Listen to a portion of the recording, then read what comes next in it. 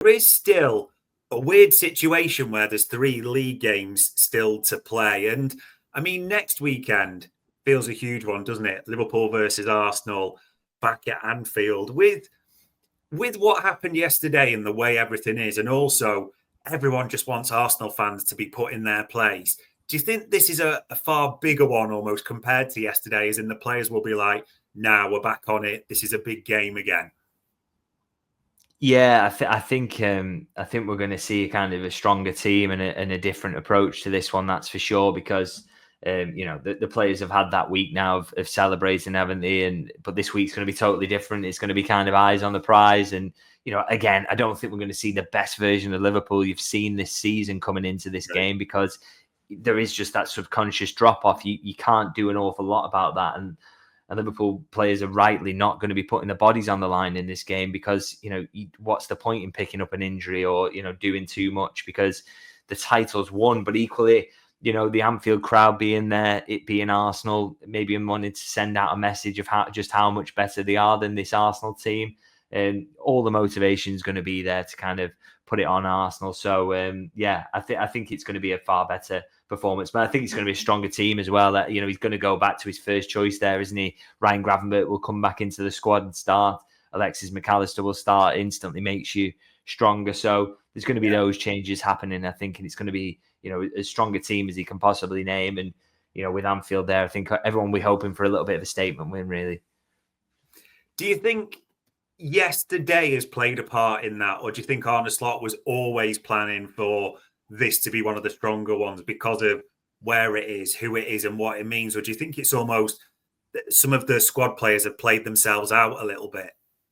No, I think it's just more kind of, he probably was thinking, I'll rotate for this one, but it doesn't make sense, for example, to just say to Ryan Gravenberch to have the next 4 weeks off or whatever. I know he's had a long season, but, these players will want to play a little bit and they want to be involved. So I think, the first game that comes after you seal the title, that's where you can get away with a little bit of rotation. And I still think there'll be some changes that, he'll be more willing to use players off the bench than he has been, because it doesn't matter in terms of, if Liverpool are leading 1-0, they don't need to see it out. So he'll probably be more willing to make those subs on the hour mark whenever he feels like he wants to. I think in terms of the selection, I think he'll just go strong for this one, just because there is an element where Liverpool will want to play well, and there's no need to completely rotate between now and the end of the season. Really, it just kind of made sense for that one Chelsea game. It will be interesting to see how it works, but for the fans for this one as well, because we've heard from Arsenal fans all season tell us about how if it wasn't for injuries, if they had a forward, and by the way, if you can see the league table on the screen, Arsenal, surprisingly, are still tracking under 2 points a season like they have done all season. But with that in the mix, with the fact that they're going to boo the Guard of Honour as well, because that's Arsenal fans for you, there's going to be spice in this one in a way, isn't there? Yeah, but I kind of wonder whether, I don't know. I think a lot of that Liverpool-Arsenal rivalry, I feel like a lot of it is kind of contained online. I don't know if it maybe spills out as much into when they're on the pitch and into kind of into the stands even. I mean, Arsenal will want to win, won't they? So that they can, particularly the online fans, so that you can come away and say, yeah, Liverpool were lucky to win the title. I mean, that will not be true regardless of what happens. And it's interesting actually to see how they kind of play this one, because I mean, they could be talking about preparing for the Champions League, couldn't they? And coming off the back of, I don't know, a defeat or a win or whatever kind of happens for them in midweek. So that's going to be a really interesting aspect of it. What version of Arsenal turns up? Is it deflated? Are they buzzing, or are they out to prove a point? Or there's a lot of that kind of is up in the air really. So that'll be interesting. But I think. So you don't have to read the kind of tweets online from Arsenal supporters. It would be nice for Liverpool to win this one for that reason, but I'm not sure it's quite seeped into the mentality of the players yet. But we'll see, and I think they'll be stronger anyway. And again, with it being at Anfield, you'd like to think Liverpool would win. Yeah, it will be interesting to see how spicy it is, because Arsenal fans told us, didn't they, that they weren't worried about Liverpool. Looking at the table, technically they were right, weren't they? It seems to be like a race for the Champions League when you're looking at it. And this is probably the only thing with any real spice in the Premier League the Champions League race, isn't it? That Villa in 7th are only 7 points off Arsenal. There's a lot of them to play each other. It's probably not about who do you think will get it, but when you're scanning that, who are the two you're thinking, I think they could miss out?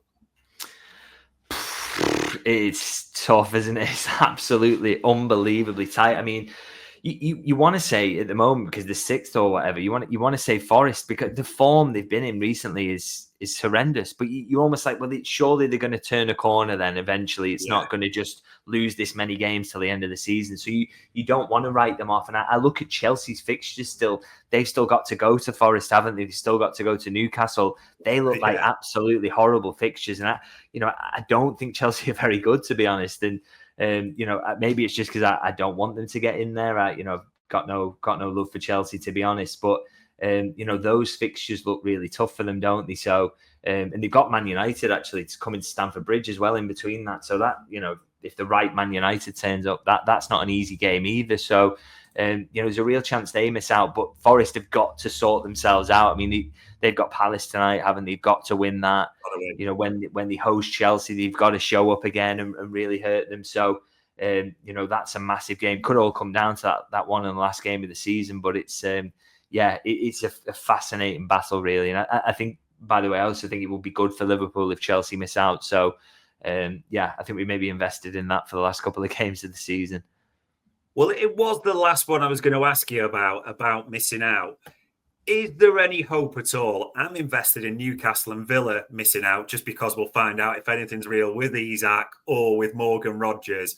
But they both still feel like long shots, don't they, as much as I'm manifesting them?